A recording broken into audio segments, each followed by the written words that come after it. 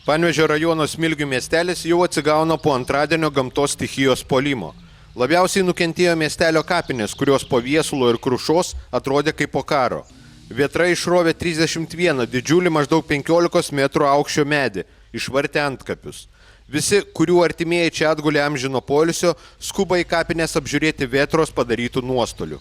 Sužinojom, kad labai jaudra buvo, kapai mūsų visi čia tėvai.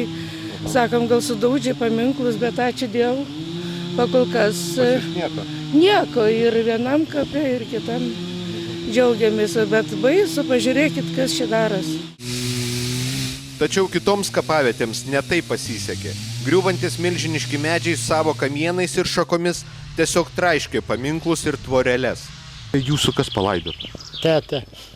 Ir brolis, tėtis. O kaip sužinojot, kas? Tai mašina gyvena. Smilgios laikinai.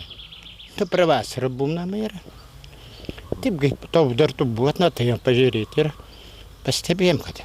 O girdėjot tą viso vėtrą uraganą? Girdėjo, tik vakar kas tai buvo. Be 26 ir be 25-6. Nu, kad tai trumpi, nu kiek tai 20 minučių ir praėjo viskas.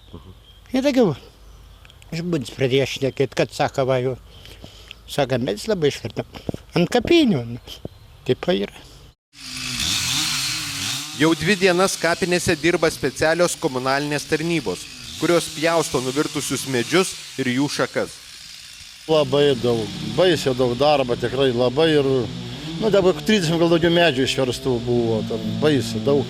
O čia dėl to, kad seni medžiai ar? Ne, labai čia vėjus užėjai. Medžiai neseni, visi nesupūję medžiai, visi normalūs medžiai. Ir čia taip audro žiemą, tomai į fanos pusę užėjai tą pusę ir iš čia į tą pusę išvartė. Čia kryžminis vėjas? Jo, nes į fanos pusę į tą pusę savers ir va, iš tos pusės į tą pusę savers vis medžiai. Čia, o kitose vietose Smilgios kur nors yra panašiai? Ne, nėra, kitur nėra. Tai va, namai yra keli čia vartyti, ten stogai, taip, suvetos dar yra, ten biškutį vien sodybę išversti, tai normaliai. Nežinia kodėl, bet viesulas pasirinko tik miestelio kapinių teritoriją. Nors nuostolių pridaryta daug, žmonės nenukentėjo.